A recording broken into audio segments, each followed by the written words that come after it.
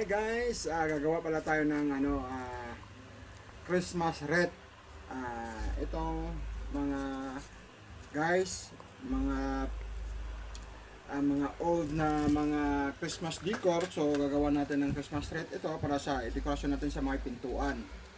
So ang mga materials kong ginawa nito ay galing sa mga karton. Ngayon, gumawa ako ng bilog, so hindi ko na umpisan yung pag-video nung unang paggawa ng bilog. Nabalot ko na siya, so umpisa natin pag lalagay ng mga ornaments. Kagaya nitong, ano tawag nito? Poinsettia. Poinsettia tawag daw na ito eh. Kaya, yan. Tusok-tusok lang yan. Tapos, tusok ulit. So, ito na guys, so yung umpisa. Kalabasan nito ng ating DIY na Christmas wreath. So another tusok ulit tayo ng isa pang bulaklak.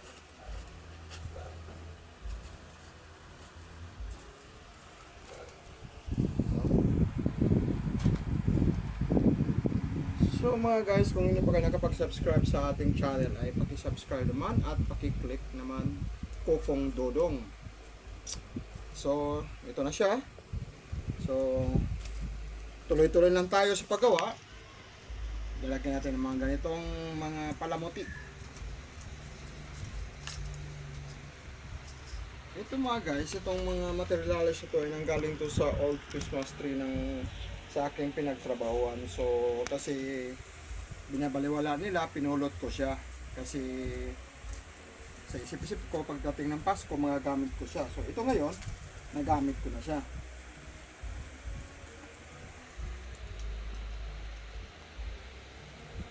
Kaya bumili pa ako ng mga pang Christmas decor. Alam mo mga guys, ang mamahal-mahal. Ang mamahal. So, mag-DIY na lang tayo. Para hindi lang, nakamura pa tayo.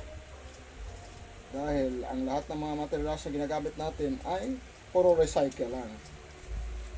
So, itinabi ko to. Tinabi ko to talaga siya. Kasi alam ko mga gamit ko. So, ngayon, so ito, hindi natin na asimbol ang ating DIY na Christmas decor. So, ito lang tayo sa paggawa. Ulit, tatalian natin kasi para maging matibay yung kalabasan ng ating ginagawa.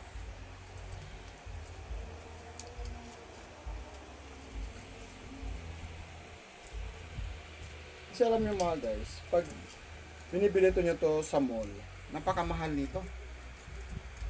Hindi lang siguro mga 600 or 500.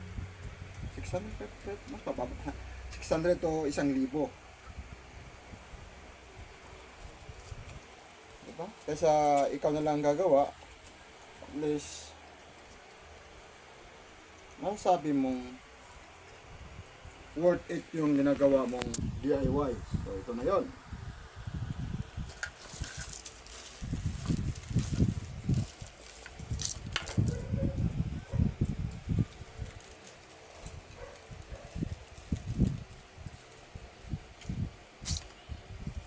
Kabila naman guys, ito yung nilagay natin.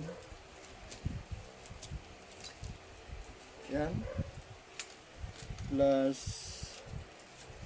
ito pang bilog-bilog. So, malapit na matapos mga guys itong ginagawa natin. Napakasimple lang. Diba? Kunting kunting tiyaga lang at makakaubuo ka ng isang magandang Christmas decor.